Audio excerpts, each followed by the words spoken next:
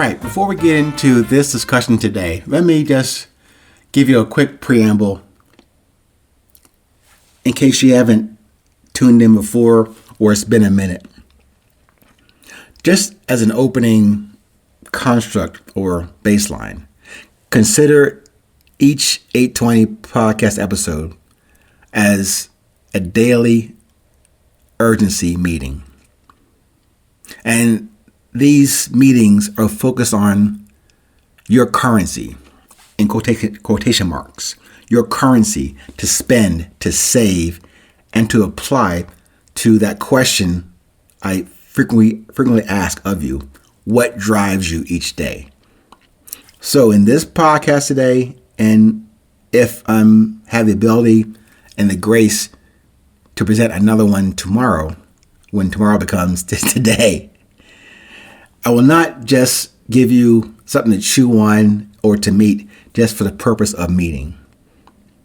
I want to remind you or give you the reference point or points of definition of references to those terms: beauty, drive, awareness, exposure. That's the intention of these meetings, not to wow you with my vast and deep lexicon. I don't have that.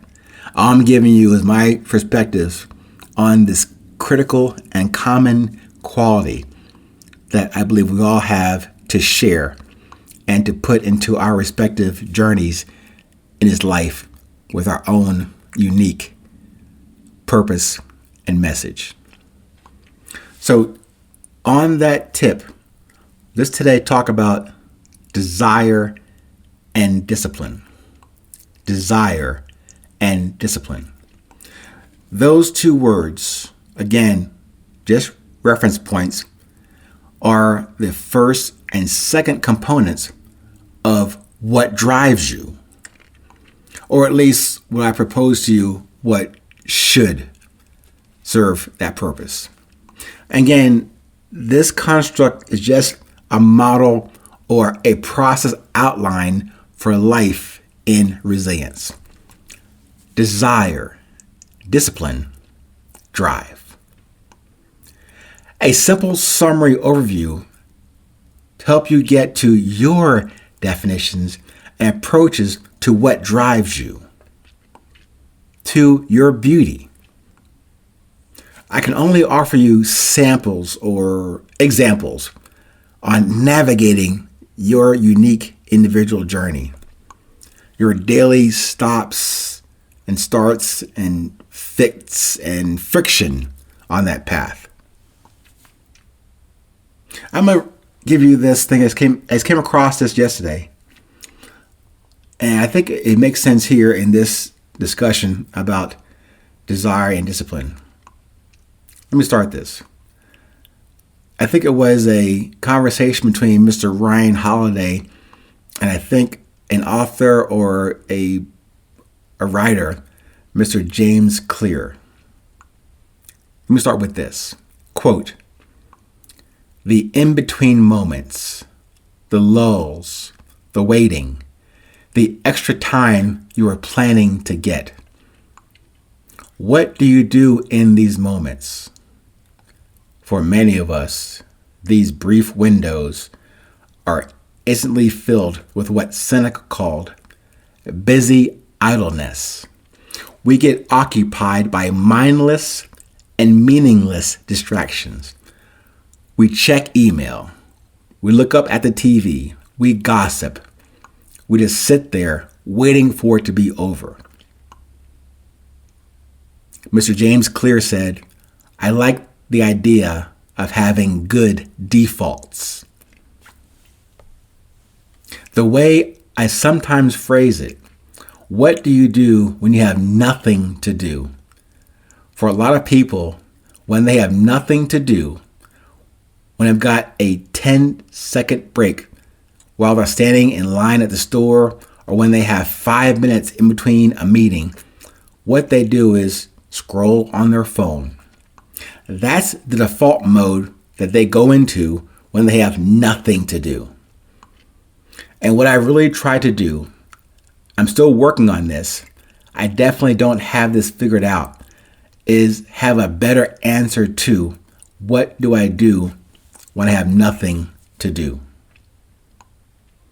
In book 1 of Meditations, this is one of the things that Marcus said he admired about Antonius. That he was not prone to be pulled in all directions, but sticking with the same old places and the same old things. Antonius knew what he did when he had nothing to do. He was able to avoid being pulled in all directions because he had his defaults. He had priorities. He had discipline. We encourage you to figure out yours, because in those in-between moments, they're not insignificant. They are your life. It's time. It's time you won't ever get back.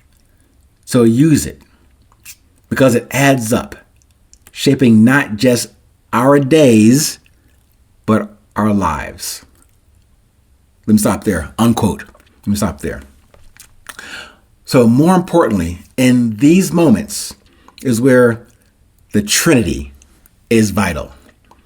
Having defined desire, applied and defined discipline, and then your drive.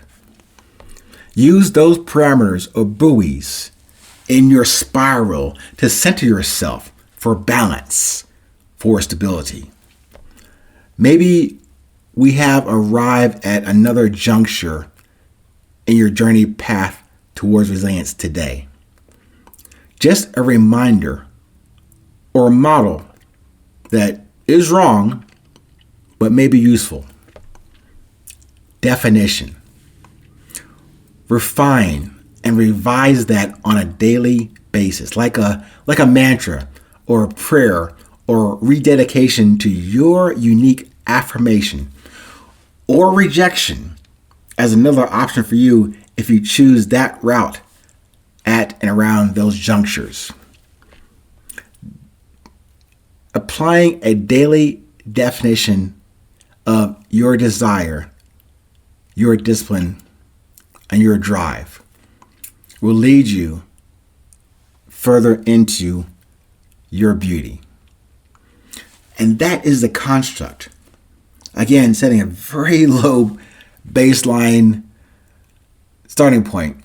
If you are interested in developing that thing that I'm calling we have more in common than we have in difference, this thing called resilience, I only offer you my approaches to getting there.